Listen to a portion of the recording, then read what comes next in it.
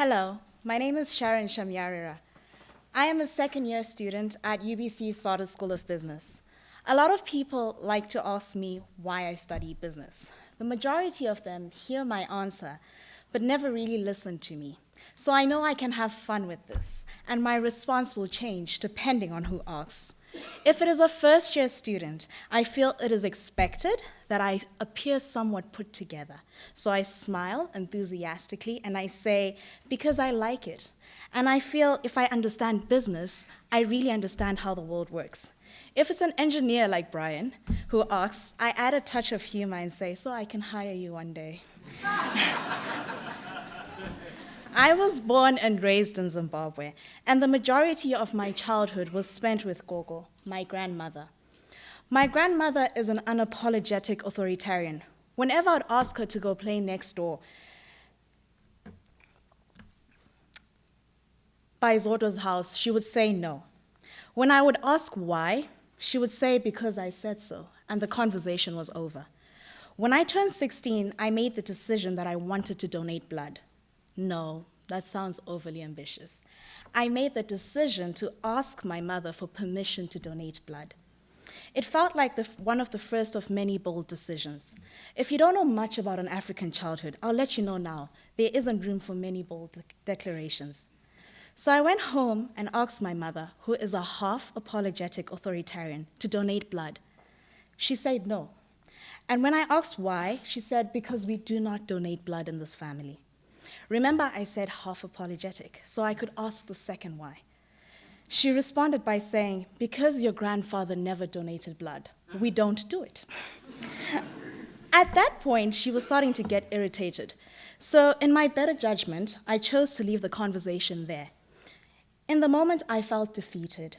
In retrospect, I deserved a much better explanation, but I didn't know it at the time. How could I? African children are raised to be respectful.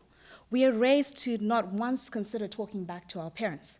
This is fine to an extent if you're trying to instill values in children, but it becomes a problem when you're trying to raise a generation of critical thinkers. Critical thinking is defined as a way of thinking in which you don't simply accept all arguments and conclusions you are exposed to, but rather have an attitude involving questioning such arguments and conclusions. In an African context, for most children, the questions disappear, the curiosity is crushed, and the what-ifs are silenced by the mother's eye that says, don't you even dare.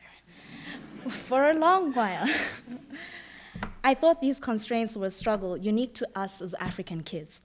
However, this summer, I had an internship with Southwestern Advantage, selling educational resources door to door. Taking on the role of an educational consultant, I sat down with nearly 700 families in Ontario. It was here I began to notice something vaguely similar to my experience. One of two things, when I would sit down with a family, one of two things would happen. Either the parent would jump in and answer for the children, or they would be genuinely impressed by watching me get to the heart of what dreams their children had and what really mattered to them, just because I asked why. It became clear to me that not enough whys were being asked in households, especially when it came to education and dreams. This experience left me with many questions, like why has the why stopped being so important? Is it because we're being externally pulled instead of being internally led? In so doing, are we building a generation of empowered leaders or disempowering each other in the process?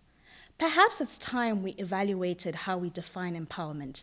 Last year, when I had to write my first philosophy paper, the professor kept emphasizing how he wanted to know what my thoughts were. It was one of those few moments where someone had genuinely asked me, what do you really think, Sharon? In so doing, he empowered me. I vividly recall sitting and typing my assignment and wondering, is this right? Will he even like this? Then stopping myself, no, Sharon, do you believe morality is relative or absolute? Relative. Perfect. Now tell me why. To be honest, the day you write your first philosophy paper is one where the world becomes clear to you, or at least you think so. Suddenly, I wanted to know the real why behind everything. It was a kind of innocent curiosity burning inside my heart that had been silenced by the customs and traditions that had raised me. Sitting here, we all understand the importance of critical thinking and fully engaging with the information that is presented to us. It's no different in Zimbabwe or in Liberia or in Sudan. Wait, what did I just say? Wait, what did she just say? Studies have shown most people only remember 17 to 25% of the things they listen to. So let's go back to that question about why I study business. It's because of incidents that left me powerless as I grew up, like having to seek permission to do things I wanted to do. This made me vow to have something I called my own one day, and I feel like business is my best shot at that. That sounds deep and genuine, doesn't it? It's not something you want to share at networking events, even though it's true. So this leads to another problem. The networking mode. It's like fight mode, but it takes place at networking events. People go into this mode where they answer questions with vague descriptions just so they can avoid thinking about the real answer.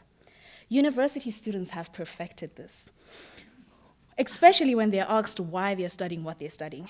We tend to just give these ambiguous answers about our major and its associated career prospects. By doing so, we refuse to engage with our passions and dreams and ignore an opportunity to speak from the position of depth within all of us. So I've illustrated how our traditions have constrained us, our parents have restricted us, and how this is similar across cultures.